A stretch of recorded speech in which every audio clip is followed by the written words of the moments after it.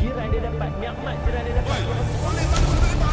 Jadi kita buat ibadat. Sudah tentu akhlak kita kat Mekah, hati kita bersih tu kan. Mak bapak kita pada tempat yang sewajarnya.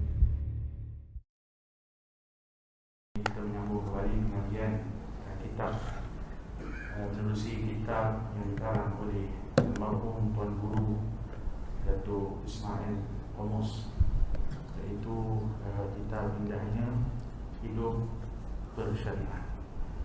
Jadi untuk selanjutnya bagi menyambung kembali pengajian, insya-Allah saya serahkan kepada Profesor Madia Datuk Dr. Muhammad Izhar Arif bin Muhammad Qasim untuk menyampaikannya pada tafadhal majua.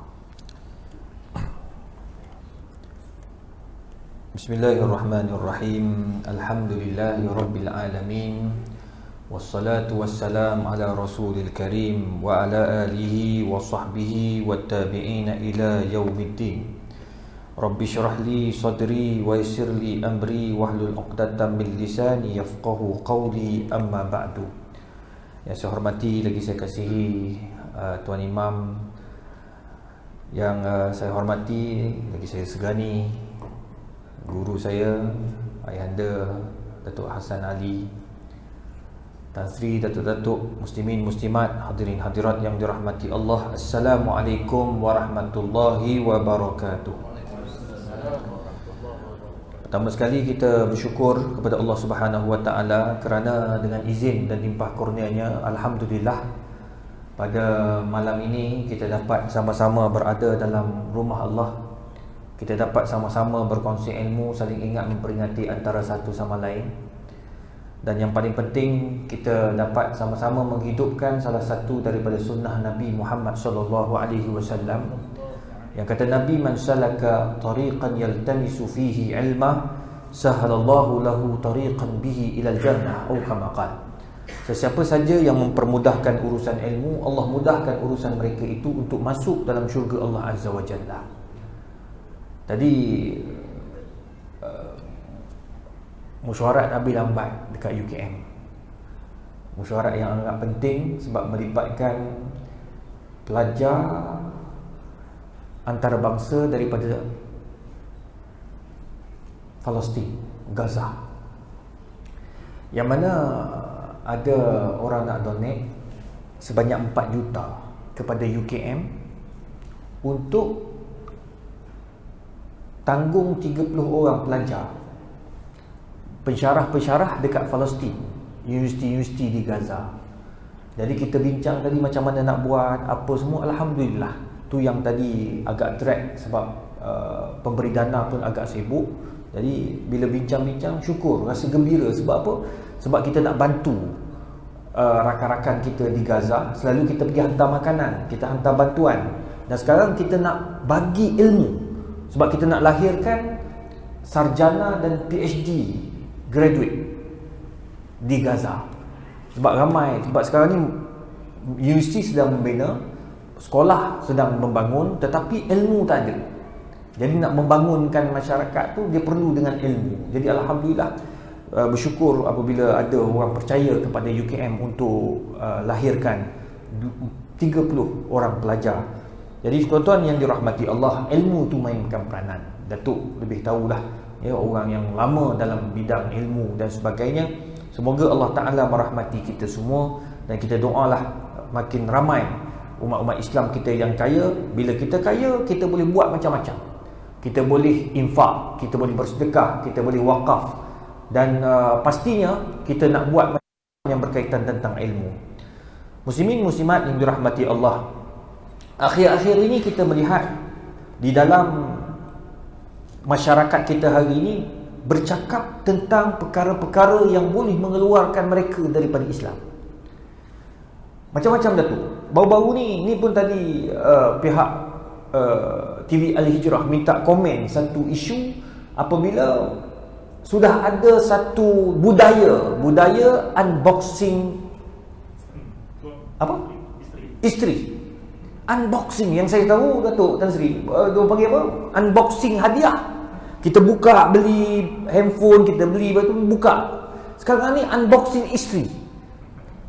Apa pandangan Islam? Sekarang ni orang nak maju ke depan tapi ilmu ke belakang. Dia nak maju ke depan, syariat ke belakang, akidah ke belakang. Itu sebabnya institusi masjid surau memainkan peranan.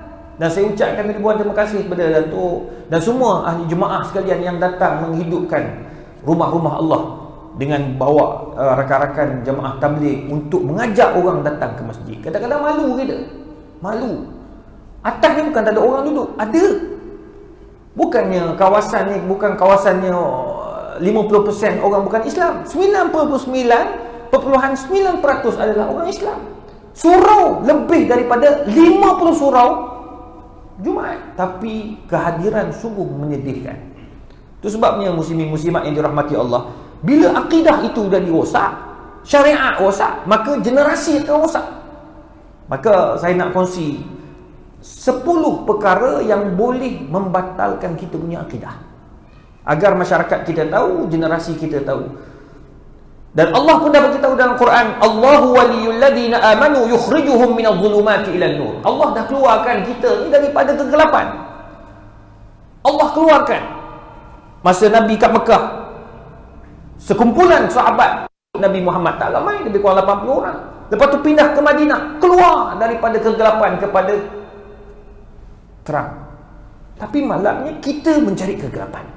Tambah-tambah dalam generasi yang hari ini sudah mula, orang kata apa, memikirkan tamadun IT for IR dan sebagainya, tetapi lupa akidah, syariat, akhlak dan sebagainya. Ada 10 perkara ini mungkin ramai dah tahu, tetapi kita ulang agar kita dapat terak kepada anak-anak kita. Sebab yang tengok ni orang muda-muda, yang tengok dalam laman sosial, Facebook, Instagram, orang-orang muda. Pertama, asyirku fi ibadatillah wahdah, mensyirikkan Allah Ta'ala. Mensyirikkan Allah Ta'ala ni nampak simple. Orang kata lah, saya ni semua aku dah dengar. Tapi dalam dah dengar tu pun kita tengok hari ni, dia panggil apa? Dia panggil memuja laut, memuja gunung, memuja, pelik-pelik. Oleh sebab itu, muslimin yang dirahmati Allah, Allah Ta'ala dah pesan dalam surah An-Nisa ayat 48, innallaha la yaghfiru an yushraka bihi wa yaghfiru ma duna dhalika liman yasha. Allah ampunkan semua dosa kita. Kita buatlah dosa apa pun, Allah Maha Pengampun, kecuali syirik. Syirik. Nak berjaya, syirikkan Allah Ta'ala. Sampai dia jumpa bomo, saya pun tak tahu apa sebab jumpa bomo. Masa zaman almarhum Datuk Harudin, saya jenis orang duduk Arab lama, tuan-tuan. Duduk Arab ni kita tak adalah takut hantu sangat. Asrama saya dekat Dimash tu, dekat Damsyik tu, tepi kubur. Saya nak cepat pergi ke kedai, saya lintas ikut kubur. Balik maghrib, dekat-dekat maghrib nak singgah ke masjid tu, kita lalu ke kubur dekat. Tak pernah rasa takut. Tapi bila balik Malaysia takut balik dah. Tak tahu kenapa. Sebab dia orang kata apa? Budaya. Kita takut pada kubur. Patutnya tak. Bila nampak kubur, assalamualaikum ya ahlul kubur wa inna bikum lahiqun. Tapi mungkin kat Malaysia ni sebab orang duk amalkan amalan-amalan sihir, syirik kepada Allah Subhanahu Wa Taala dan sebagainya. Jadi bila ada orang yang buat macam tu, ingat Datuk Harudin dia kata, orang nak syirikkan Allah ni jangan kadang-kadang dia syirikkan benda yang simple je nampak. Dia bubuh tangkal pada tangan. Bila tak pakai gelang tu, kenapa pakai gelang? Oh, saya pakai gelang tu sebab saya nak jaga tubuh saya daripada kena sihir. Tak kira lah dia tu ahli politik ke, dia orang akademik ke, dia siapa pun, sebenarnya dia nak menjaga diri dia dengan apa? Dengan benda-benda yang halus. Na'udzubillah. Itu yang pertama, mensyirikkan Allah Subhanahu Wa Taala. Percaya kepada pada benda-benda yang kufur. Yang kedua, man ja'ala bainahu wa bainallahi wasa'id yad'uuhum wa yas'aluhum asy-syafa'ah. Allah Rabbi. Dia jadikan di antara dia dengan Allah wasa'id, ada penghadang, ada orang tengah. Bila tanya, kenapa awak sembah patung tu? Oh, saya sembah patung ni sebab perantara antara saya dengan Tuhan. Tak payah. Allah dah bagi tahu. Wa idza sa'alaka 'ibadi anni fa inni qarib. Allah kata, kau mintalah dengan Allah Ta'ala. Bila nak minta? Malam. Allah suruh semayang malam. Very simple, tuan-tuan. Semayang malam, tuan-tuan, 2 rakaat je kata Nabi. Minimum 2 rakaat. Paling banyak sebanyak-banyak mungkin sampai masuk waktu subuh. Nabi SAW sembahyang sampai bengkak kaki. Nabi tak banyak rakaat, tetapi Nabi panjang setiap rakaat. Dalam riwayat Nabi SAW dia sembahyang malam tu bermula dengan Al-Baqarah. Alif Lam Mim Dzalikal kitabu la raiba fihi hudal lil muttaqin. Habis sahabat pun ikut dapat sembahyang. Ni dalam satu riwayat bahawa kalau jemaah tersilap duduk tempat pun kita boleh tegur. Jadi sahabat ni datang didudukkan sembahyang tahajud, sembahyang berjemaah. Bila Nabi sembahyang, Nabi dah angkat takbir. Sahabat ni dia panggil menjaga kawasan. Masa jaga kawasan tu dia nampak, oh Nabi sembahyang malam dekat masjid Nabi. Dia pun pergi punya happy sebab dapat sembahyang belakang Nabi SAW. Dia pun angkat Allahu Akbar, terus masuk takbir. Dia duduk sebelah kiri Nabi.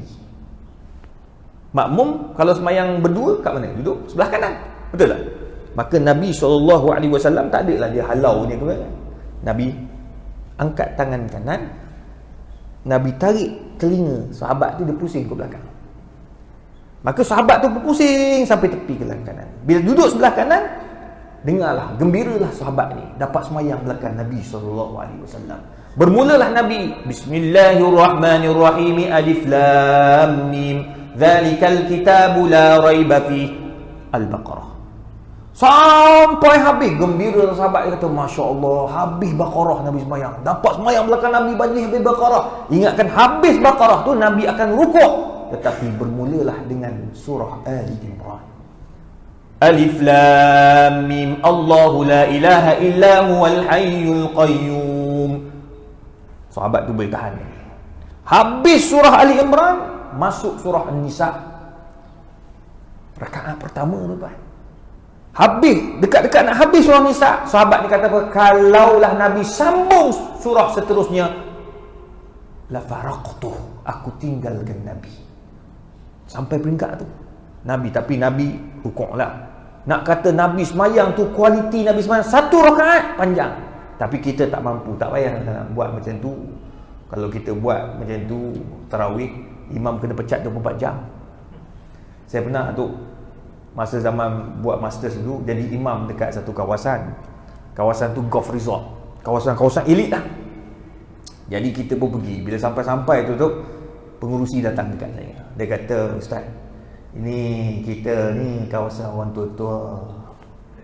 Orang tua-tua Ustaz, jangan panjang sangat. Tengok Ustaz muda sangat, takut nanti Al-Hafiz pula kan Ustaz balun 1 juzuk nayar kami ya. Tak apa. Saya baca pendek-pendek je. Nak pendek macam mana? Pendek-pendek Ustaz, kita orang tua-tua Ustaz, faham-faham lah. Lutut pun tak tahan lama. Okey lah, saya pun semayang. Hormat orang taman, sebab Nabi pun suruh hormat orang belakang, sebab ni sembahyang sunat. Kita tahu orang tua, ada budak-budak, kita pun sembahyang pendek. Memang pendek sungguh lah. Kadar dia, alam nasyrah, qul huwallahu ahad, tabat yada, qul a'udzu birabbil falaq. Pendek sungguh. Habis dah 8 rakaat, lepas tambah 3, tak witir, Assalamualaikum warahmatullahi wabarakatuh, bagi tazkirah 15 minit. Jadi semayang tarawih tu dalam 25 minit, campur tazkirah, dan dia semua sekali dalam 40 minit lah, selesai.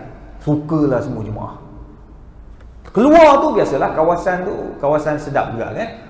Tengok penuh dengan pizza, dengan ayam golek. Saya kata ni ni orang kata apa, makan buka puasa ke? Dipanggil apa tu lepas buka? Mori. Saya kata banyak betul ni. Dia kata, Ustaz, sini memang budaya kita semua potluck bawa makanan. Tu dia, saya kata. Saya pun duduk, tuan-tuan, semayang tadi dengan tazkirah 40 minit, dia punya makan malam ataupun dia punya mori 1 jam setengah. Okey lah, gembira lah. Tengah-tengah sembang, geng-geng pakcik-pakcik tadi lah, orang tua-tua tu kan, sembang-sembang, dia kata, saya tadi main golf 18 lubang, sembang bak golf pula. Saya kata, oh, jalan main golf boleh tahan, semayang panjang tak boleh. Jadi kadang-kadang tuan-tuan, kita ni bukan tak boleh buat, cuma kita takut. Seiring nak main golf, main. Nak main bola, main. Tapi biar seiring dengan ibadat. Semayang malam, jadi juga. Jangan kita semayang malam pendek, tetapi kita untuk beriadah kita boleh buat sehebat-hebatnya. Tak, kita biar seiring. Dunia kejar, akhirat kejar. Jangan pula kan kejar dunia, akhirat tinggal. Kejar akhirat, dunia tinggal. Sebab itu Abdullah bin Amru dia kata apa? I'mal li dunyaka ka'annaka ta'ishu abada. Kejar dunia macam kamu ni tak mati-matilah. Tapi ingat, lepas tu wa'mal li akhiratika ka'annaka tamutu ghada.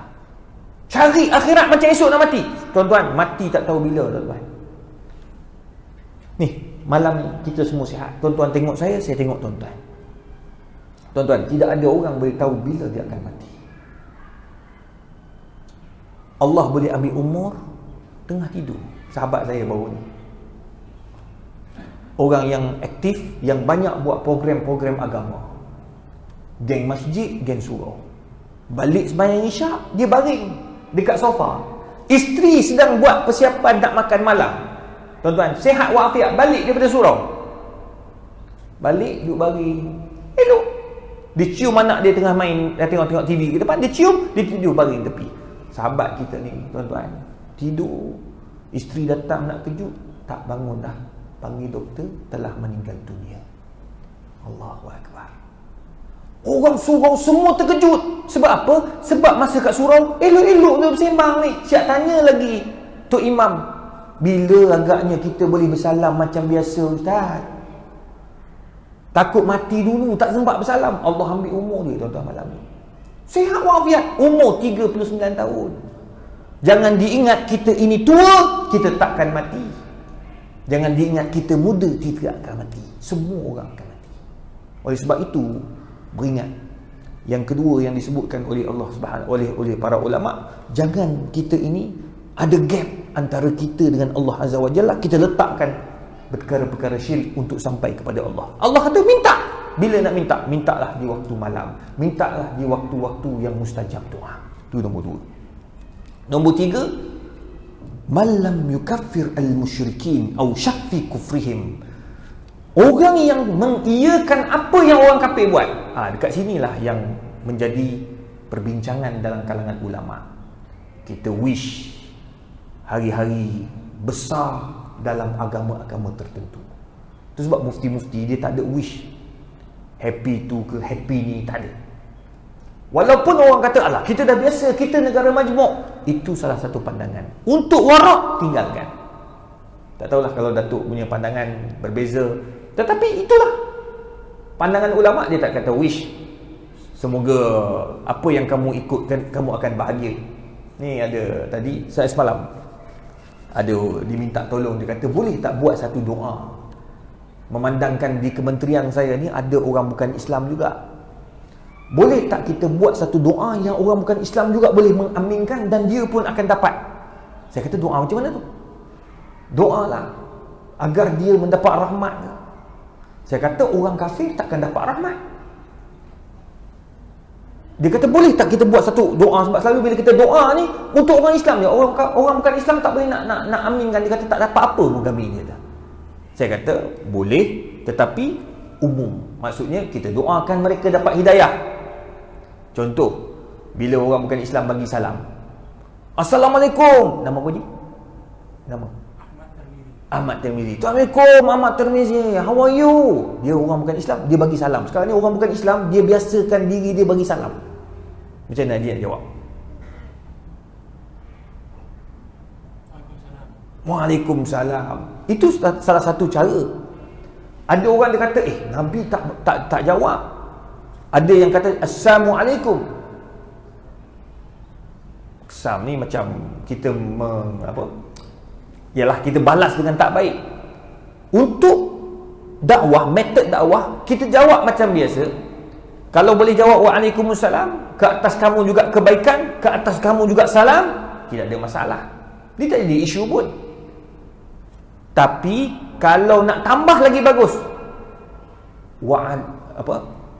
Waalaikumsalam, ataupun kita jawab Hadakumullah. Hadakumullah. Assalamualaikum Ustaz Ishaq. Hadakumullah. Dia pula tanya, sudah tukar ke? Tak tukar. Waalaikumsalam doa, Hadakumullah doa. Jadi kedua-duanya adalah doa. Yang tu doakan keselamatan. Kita bukan doakan Waalaikumul jannah. Kita tak kata kamu dapat syurga. Tak. Kita kata wa'alaikumussalam, ke atas kamu salam selamat. Yang kedua, hidayah bagi kamu. Saya bagi ni alhamdulillah tuan-tuan 4 tahun. Makcik dekat rumah saya tu, dia jual apa? Hardware. Saya selalu cerita, saya cerita kat TV pun cerita. Dia jual hardware. Dia ni dia punya orang kata apa, perangai dia ni, ya Allah Rabbi. Dia jumpa je ni tok, Assalamualaikum. Dia panggil salam, semua dia salam. Orang datang nak beli pipe, Assalamualaikum.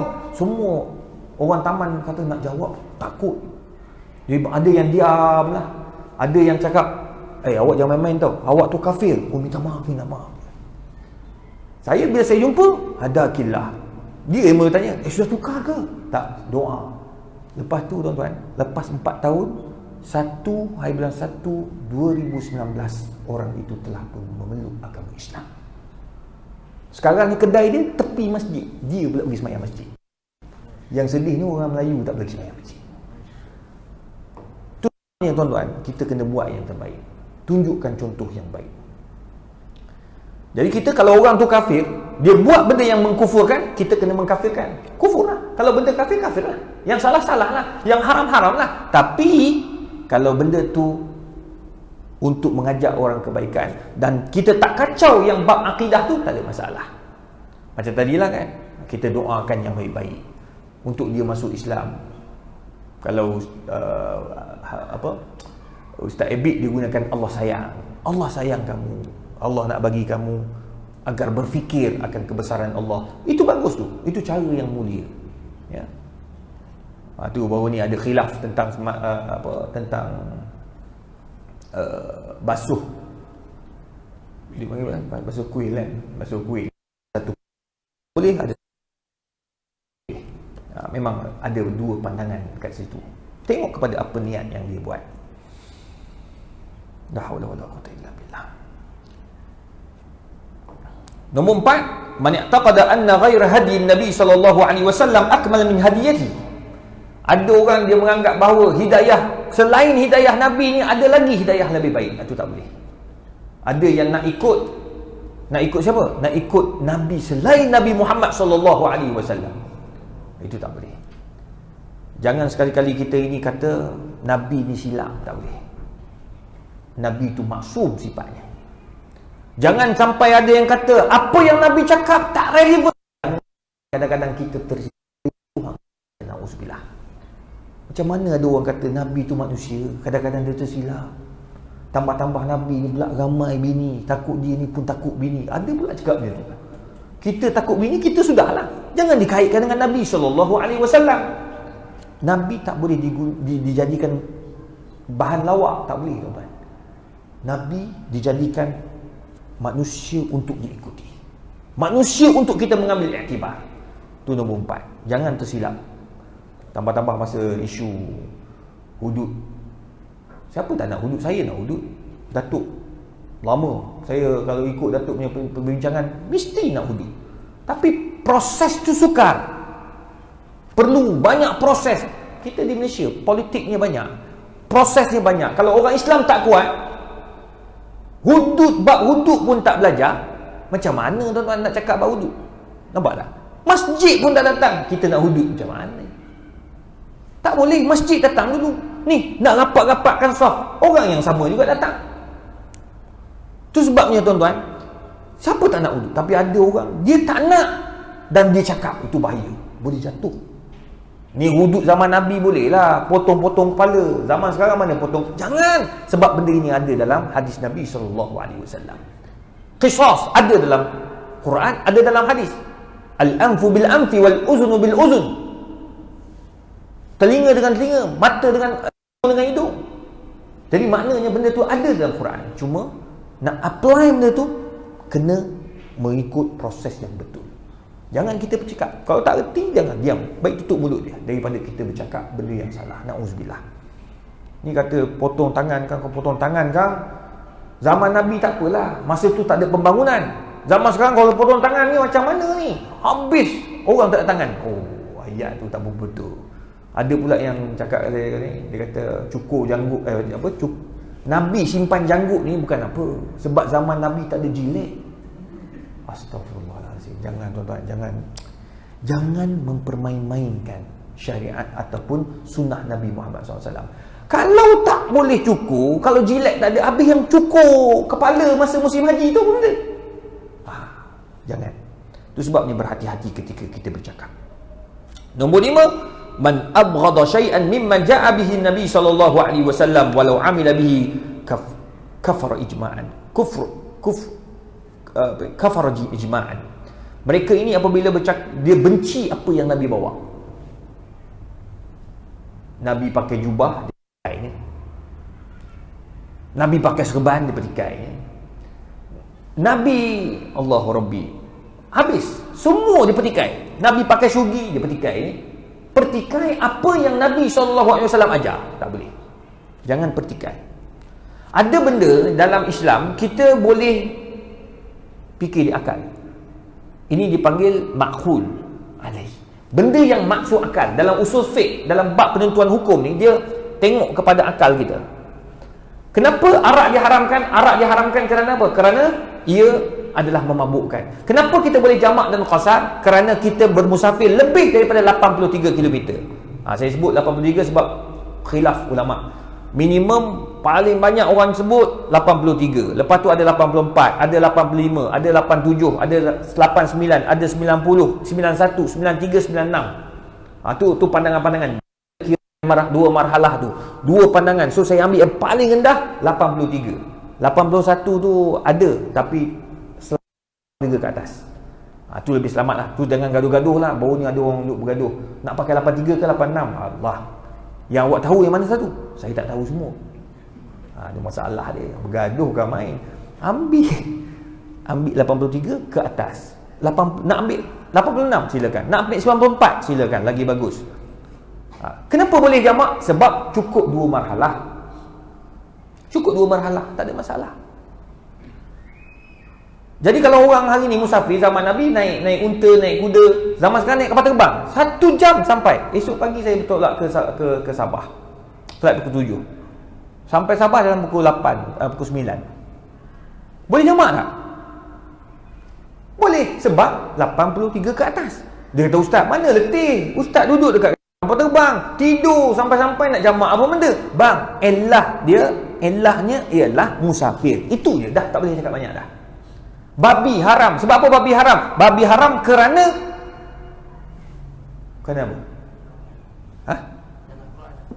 Dalam Quran pun.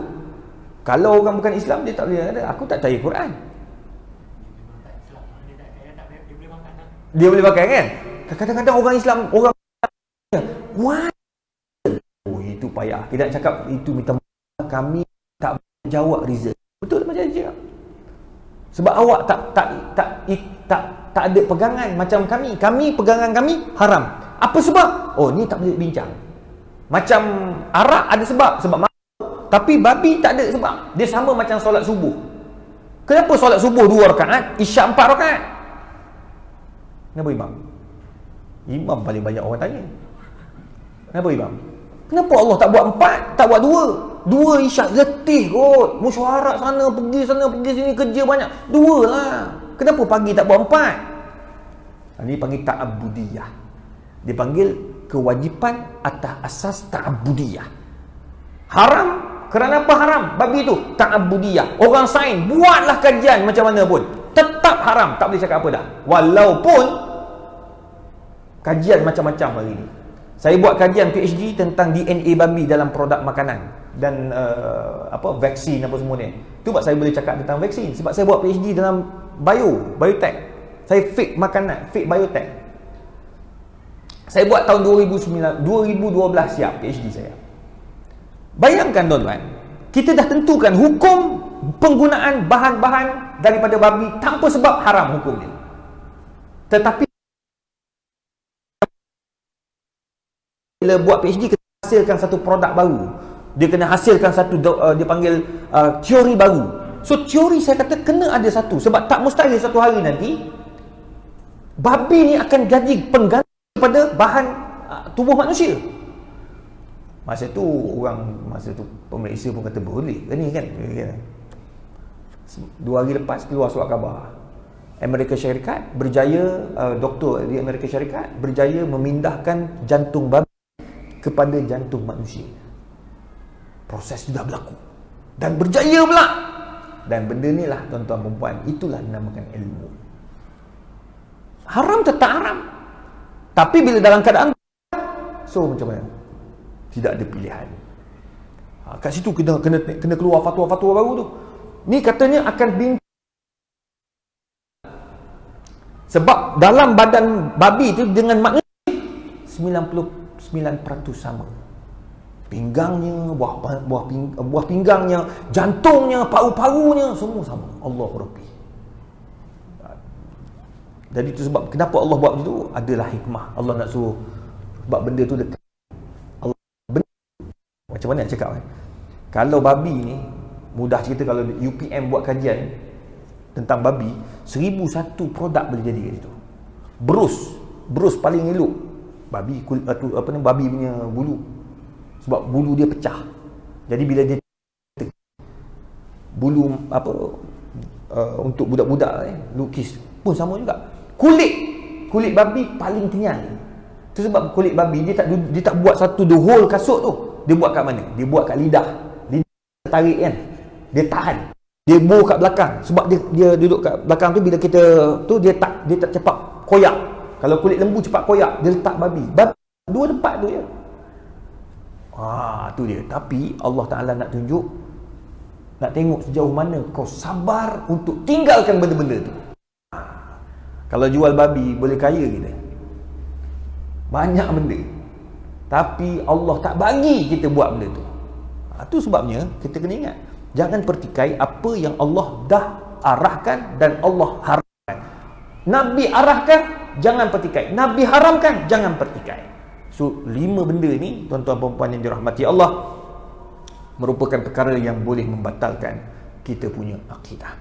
Dan perkara ini disebut juga dan dibincangkan juga oleh guru kita almarhum Ustaz Ismail Qamus dalam buku beliau. Cuma saya bawa dalam buku bahasa Arab. Ada 5 lagi, insya-Allah kita sambung pada pertemuan akan datang, sebab saya nak jawab beberapa soalan yang diberikan.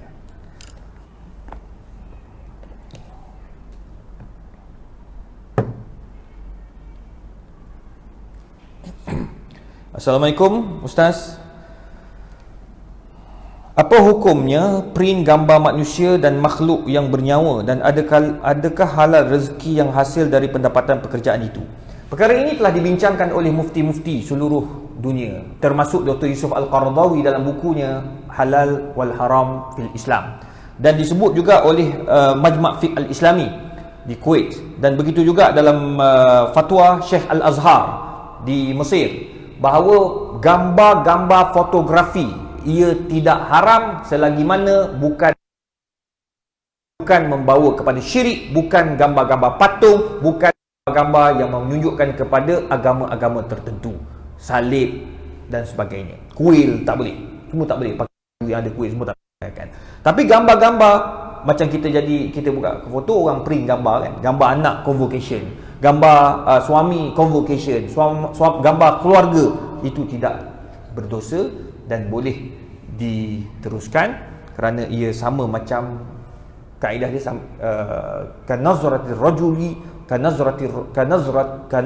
rajuli ilal mir'ah, macam dia tengok cermin, dia tangkap.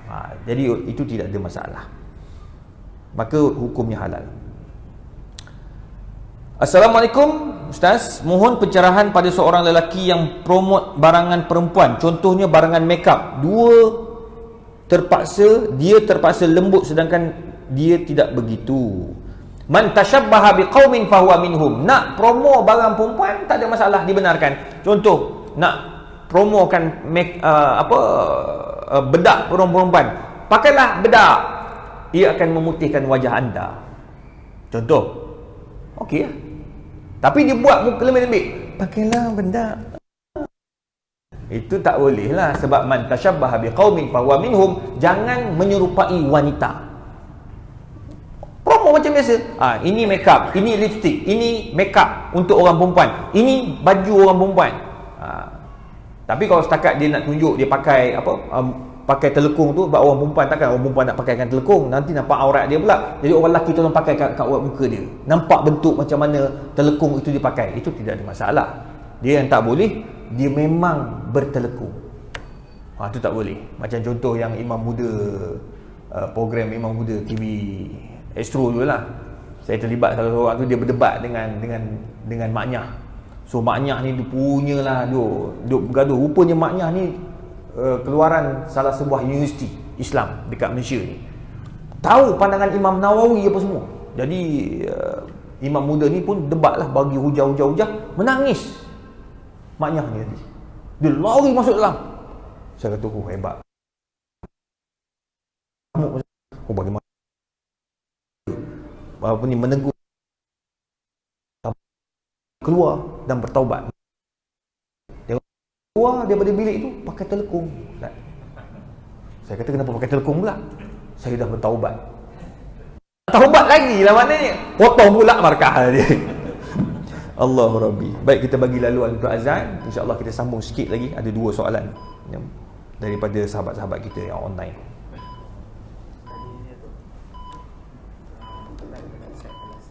Ha? Alat seks, perangsang seks. Siapa punya tanya soalan? Hang tanya.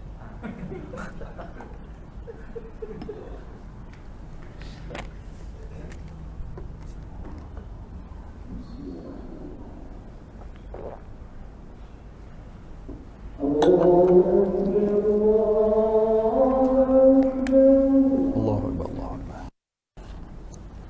Allahu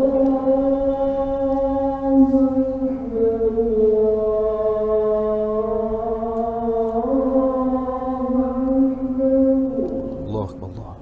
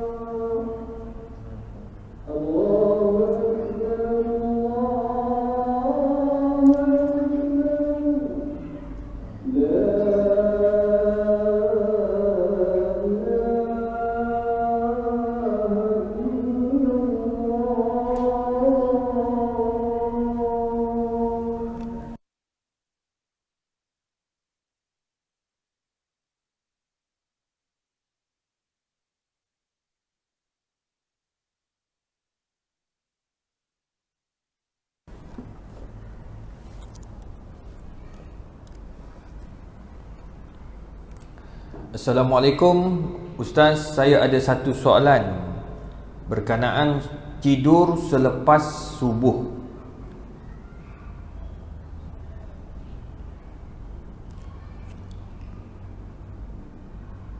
Kalau tidur lepas subuh sememangnya tidak digalakkan.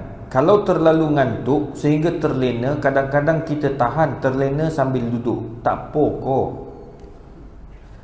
Tuan-tuan, tidak ada larangan dalam Al-Quran atau sunnah Nabi tidur ba'da tulu'il fajar ataupun selepas waktu subuh. Lepas sembahyang subuh tak salah tidur, cuma makruh. Kerana Nabi SAW sebut dalam satu hadis yang diriwayatkan oleh Imam At-Tirmizi, apabila kita bangun pagi, kita solat subuh jamaatan, solat berjemaah, summa yazkurullah hatta yatlu'a asy-syamsi, kemudian dia duduk dan berzikir sampai naik matahari, fa inna lahu ajrun ka ajril umrah atau kama qala. Dan dia kalau dia tak tidur, dia berzikir sampai matahari naik, kemudian dia sembahyang 2 rakaat, dia akan dapat pahala apa? Pahala seakan-akan sekali umrah. Allahu Rabbi. Itu sebab tak digalakkan tidur. Tapi kalau ngantuk sangat, tidur je lah, tak apa. Sebab dia dah bangun pagi bertahajud, 3 pagi dah bangun tahajud, lepas subuh tu ngantuk sangat, dia baca Quran, tertidur. Afallah, tidak ada masalah. Allah anggap tidur itu satu ibadah. Tambah-tambah tidur dalam masjid pula. Tu orang dengar kuliah, dia tidur, pahala tu. Jadi teruskan tidur. Assalamualaikum Ustaz. Ni saya jawab yang Tok Imam tanya. Tok Imam tanya lain macam hari ni. Tok Hasan Ali ada lain macam dia tanya soalan. Soalan dia menjual alat-alat perangsang seks untuk lelaki dan perempuan. Segala perangsang-perangsang itu adalah harus, tidak ada salahnya jika diguna oleh suami dan isteri. Itu jelas. Pertama. Nombor 2, dibenarkan selagi mana ia tidak mendatangkan mudarat. Saya baru saja bincang dengan seorang pakar kulit dan pakar sakit puan. Boleh guna alat-alat itu jika alat-alat itu yang berkualiti baik. Jangan beli yang murah-murah sebab takut luka dan boleh mendatangkan mudarat. Itu tak boleh. Walaupun kubi kemudian luka. Jadi sekarang ni hukum dia boleh tak boleh? Boleh, harus. Yang jadi haram bila digunakan untuk maksiat, itu tak dibenarkan. Itu dipanggil penggunaan alat-alat tambahan untuk seks. Kenapa Ustaz tanya benda ni? Macam-macam. Tuan-tuan, jangan pelik sebab saya ikhlas saya cakap, dalam tahun 2001 ada lebih kurang 20 kes ke atas. Maksudnya kurang daripada 30. 20 ke atas, bawah 30 kes mak bapak jumpa alat-alat tersebut dalam bilik anak-anak remaja. Jadi berhati-hati, kita jangan ambil mudah. Benda ini telah dijual secara berluasa di laman sosial dan sebagainya. So berhati-hati. Na'udzubillah. Itu sebab bawa lah anak-anak datang masjid. Tengok budak ni datang masjid. Ni insya-Allah tak ada masalah budak ni. Ni anak simpan kat rumah, main game, dia tengok TV, YouTube dan sebagainya. Datang masjid lah tuan-tuan. Bila bawa anak, bapak kena ikut. Bapak bawa anak. Bila bawa anak, mak seorang kat rumah, mak datang juga.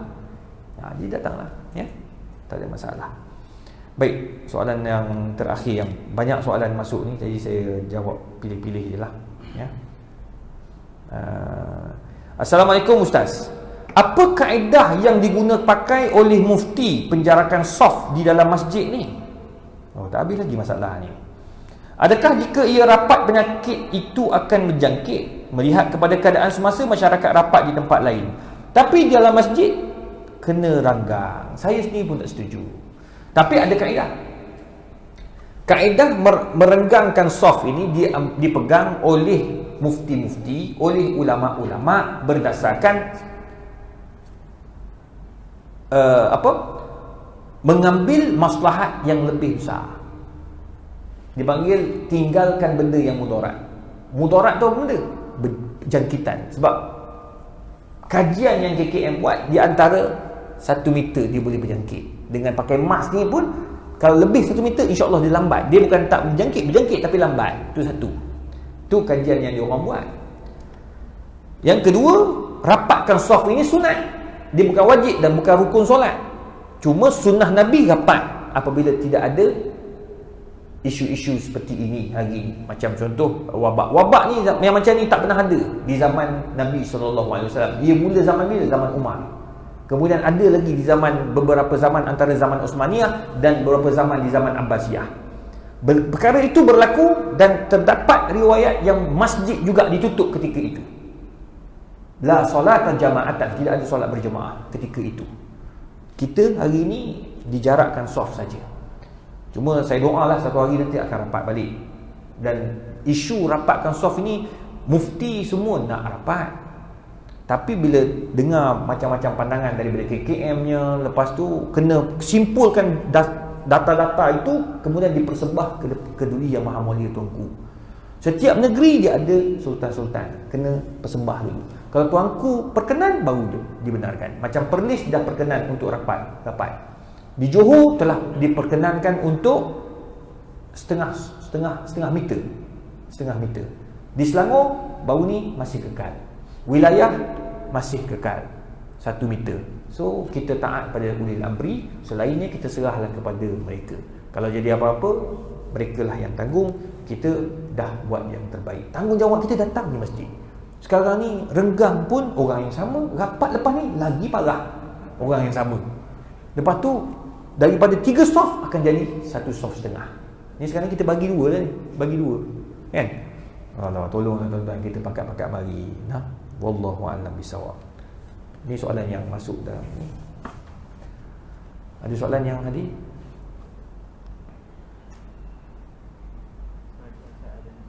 Apa hukum peniaga online yang jual produk berjenama terkenal tapi yang tiruan dengan harga yang lebih murah dan sebagai alternatif? Okey, dah.